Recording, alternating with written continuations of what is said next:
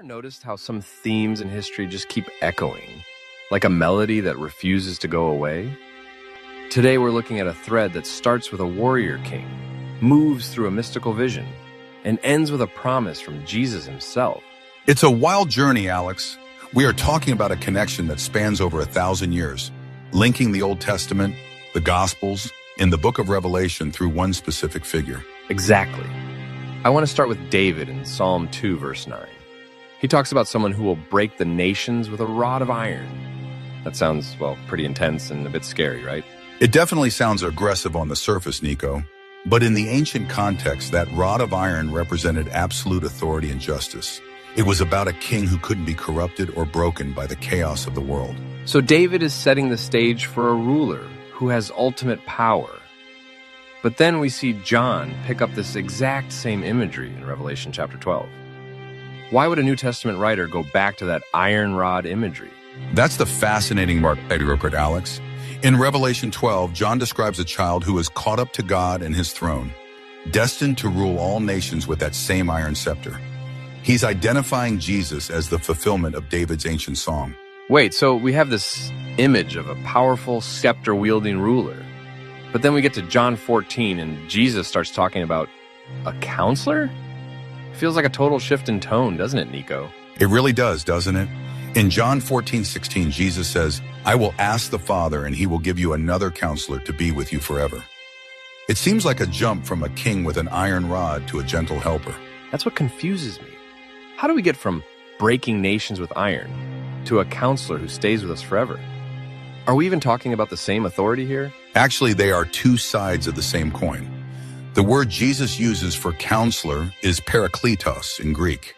It's a legal term, like an advocate or a defense attorney who stands right next to you in court. Oh, so it's not just someone giving you advice over coffee, it's someone with official standing, like a power player who has your back? Precisely. When Jesus calls the Holy Spirit another counselor, he's saying the Spirit carries the same authority as the king with the iron rod, but instead of ruling from a distant throne, he dwells within the people. That's a huge aha moment for me, Nico. So the iron rod represents the strength of the truth, and the counselor is that same strength living inside of us. It's internal authority rather than external force. You nailed it, Alex. Think about it. If you have the ultimate advocate with you forever, you don't need to fear the nations or the chaos David was writing about.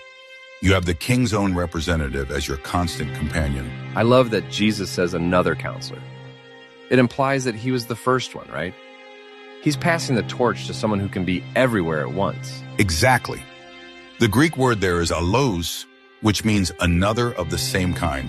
Not a different kind of helper, but one exactly like Jesus himself. It's like having the same power that calmed the storms living in your heart. So when we look at Revelation 12 again, where the child is caught up to heaven, it's not like he's leaving us alone.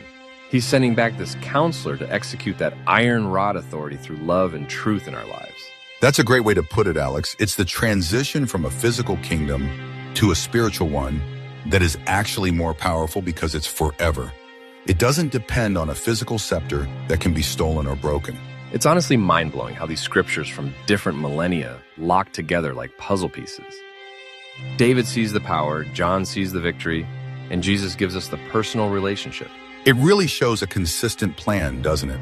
From the very beginning, the goal wasn't just to have a ruler over us, but to have a counselor with us. It's about presence, not just politics. So, Nico, for someone listening who feels like they're struggling with the nations of their own life, the stress, the noise, how does this counselor actually help? Well, remember that parakletos also means comforter. In the face of chaos, the counselor brings the iron stability of God's promise. He reminds you who you are and whose you are, which changes how you face your problems. It's like having a direct line to the throne room while you're standing in the middle of a battlefield. That's a pretty empowering image, honestly. It really is. And the forever part is the kicker. Every other counselor or leader eventually leaves or changes, but this one is a permanent resident. He doesn't clock out at 5 o'clock. I'm thinking about that phrase, to be with you forever, and it means there's no expiration date on this support system. We're never actually flying solo, even when it feels like it. Never. Whether you're looking at the cosmic scale of Revelation or the personal scale of John 14, the message is the same. The King has provided for his people. He hasn't left us as orphans. This really changes the way I look at those tough Old Testament verses. They aren't just about judgment. They're about a foundation that is so solid it can support the weight of the whole world. Right. The iron rod isn't for hitting people. It's the support beam of the universe. And the counselor is the one who helps us lean on that beam when everything else is shaking.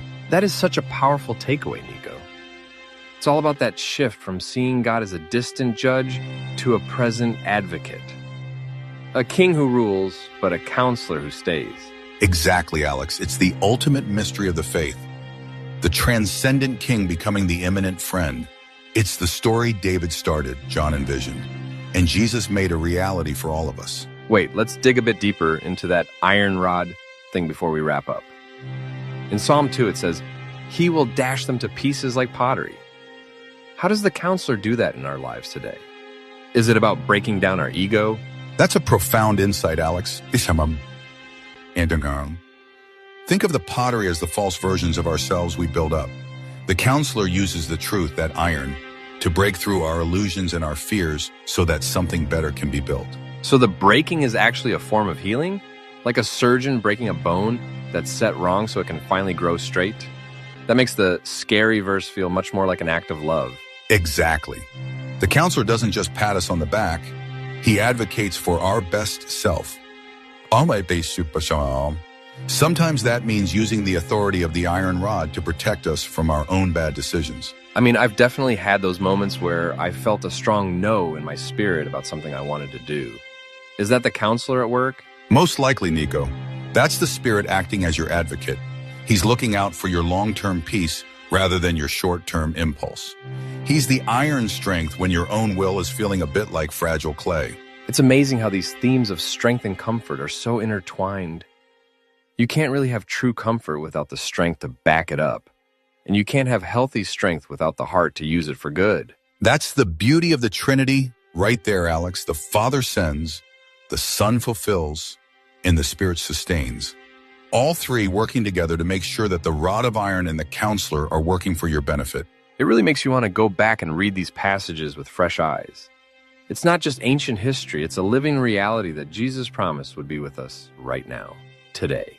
It really is. The question for us is simply, are we listening to the counselor?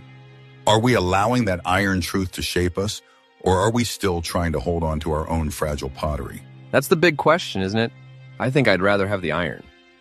Thanks for walking us through this, Nico. It's been an incredible deep dive into some really foundational stuff.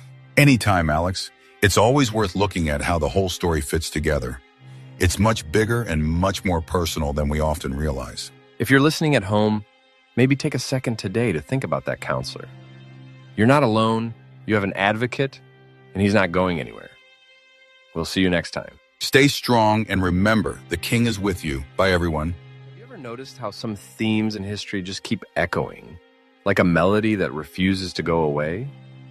Today we're looking at a thread that starts with a warrior king, moves through a mystical vision,